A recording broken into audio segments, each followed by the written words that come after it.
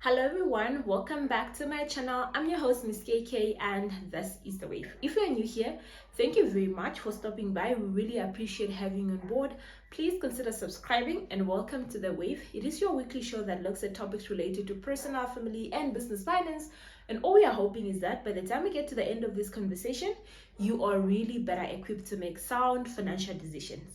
And if you're already a returning subscriber, welcome back. We are doing part 2 of the 3-part series in the topic discussing finances with your family. If you haven't watched last week's video, please do check it out where we discussed why it's important to discuss financial affairs with your family. And today we are picking up that conversation and looking at what you should be discussing with your family. There are obviously many topics that can be discussed, but I'm only going to be picking on the 5 top topics that I think you need to discuss in 2023. And remember, we said that there are obviously a lot of people that are considered family. And in this context, we are talking about spouse, your children, your parents, your siblings, and extended family members. And we also said that your conversation needs to be age appropriate and it needs to be audience appropriate. You can't be speaking to everyone about money, and you also can't be speaking to these audience about everything. You need to be selective of who is appropriate to discuss what topic. That way you are going to get the most out of this discussion. All right, let's get into today's video. And the first thing on my list that you think you should be discussing with your family is long-term goals. Long-term goals are very important because it actually sets your priorities in life. And if you don't communicate your priorities to the people around you, they might be doing actions that are contradicting or actually diverting you from achieving those goals. And we sometimes assume people understand what matters most to us and we expect them to just fall in place. And then when they don't fall in line, we are frustrated. So my call to you is communicate your intention with the people that are close to you so that they can help you contribute to that goal and also help you, give you guidance when you are struggling on that journey. I know there's a myth around people will jeopardize your plan, people will bewitch you, people will do what. So this is where now your selection comes in. You need to tell people that you trust, and you need to tell people that you think will have your best interest at heart to actually help you achieve this journey. And also we are talking about big decisions here that have long life implications. And a typical example is people would be in a committed relationship or are even engaged to get married, and they are taking decisions that is likely to be conflicting a year later when they get on the other side of the decision. Or perhaps you're getting to retirement, or your parents are getting to retirement, and you are seeing them committing to debt that they can afford to meet now while they have a monthly income. But if they were to go into retirement, they might struggle to meet that debt commitment because of their reduced income level. So these are the decisions that we really need you to communicate with those that matters most to you, so that you can be able to make sure that you are making the best decision for yourself today's time and also 2 or 3 years from now. Short-term goals are also important. Don't neglect them, because short-term goals also form part of our day-to-day lives. So this includes maybe we want to go on holiday. This also includes maybe you'd like to help a family member. You would like to plan something for Christmas. These short-term goals also requires to be communicated, because again, if you don't communicate, people don't actually buy into the goal, and you might be frustrated if you aren't actually reaching your short-term or your long-term goals. That's why it's important for you to actually discuss goal planning with your family. The second thing that you should be discussing is spending decisions. Spending decisions are very important because they divert resources. We have income coming in, money going out, and money going out is really influenced by spending decisions. So you need to have this discussion regarding what happens when there's a big spending decisions to be made, or even just decisions to spend on a day-to-day basis, or in a marriage context or a family context. What happens when one person wants to buy groceries? What happens when the one person wants to buy a car? What happens when the one person wants to go on holiday? Do you consult each other in that family? Do you then just run past the idea with the other person, or do you actually put money in a joint account and it's okay for as long as you are spending within the limit of the joint account? So because we have different money values, we are raised by different people. Obviously, in a family context, our spending decisions and spending values are deemed to differ.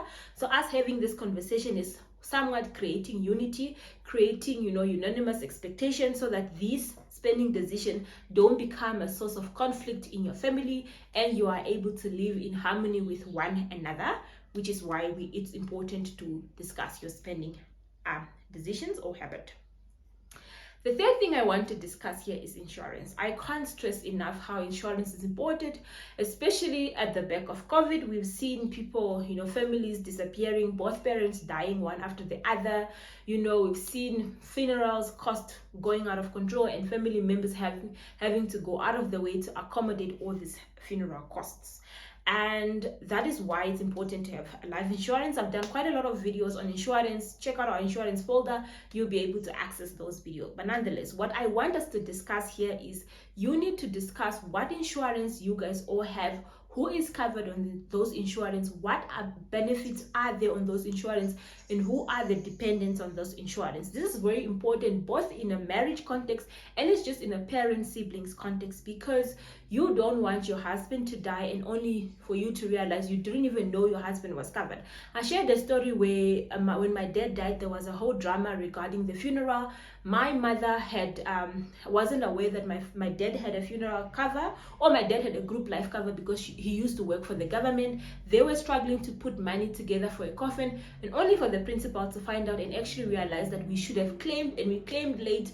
We eventually ended up getting help, but it was a last minute claim, and obviously that would have affected the way my mother grieved, because if she knew from day one that we had insurance on my dad's funeral, then we wouldn't have stressed. But she stressed and tried to collect money from family members, which was unnecessary. So just letting your spouse in the know of what insurance you have, what is covered, who the beneficiaries are, is very important. I've also seen misinterpretation by family members, especially with regards to the marital regime. Depending on whether you are married in or out of community of property, sometimes certain family members tend to interpret things wrong, and they tend to fight for money from insurance claims, which you don't want to have at the back of mourning for your loved one already. So having this conversation will iron some of those things out and make sure that your affairs are in order.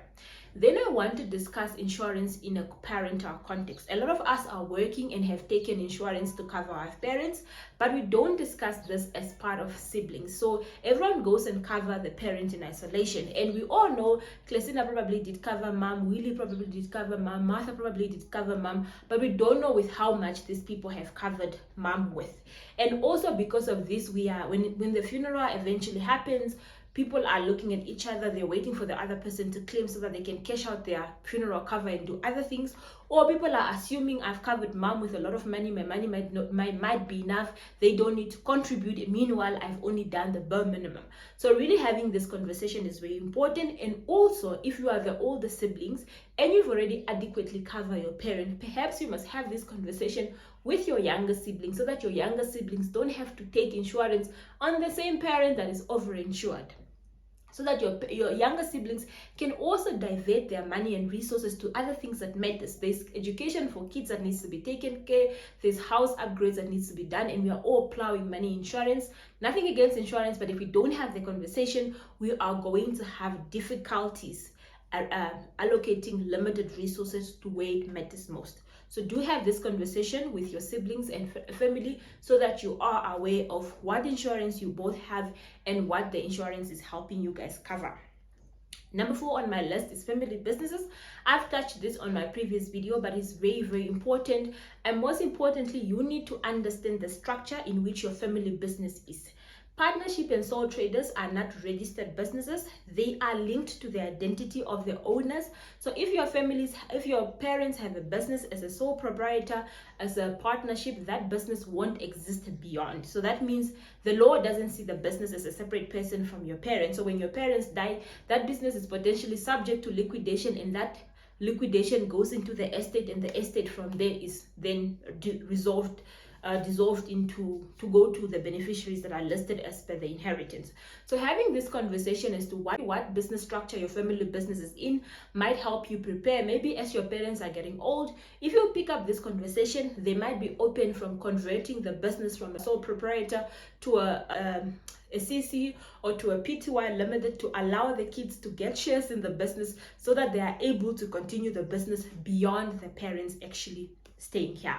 In addition, you need to decide as a family, while your parents are here, who is interested in running the business. We all have different siblings. Some siblings aren't having any interest whatsoever in running the business. Some are okay to be investor and sleeping shareholders in the business, whilst others want to actively run the business and perhaps leave their full-time employment and focus on the family business. That conversation though needs to happen while your parents are still here, so that they can mediate, give input while they're still here, and resolve any conflict, because there's deemed to be conflict wherever there's money involved, so that they can resolve that conflict and hopefully find an amicable solution, so you guys are able to continue and function as a family.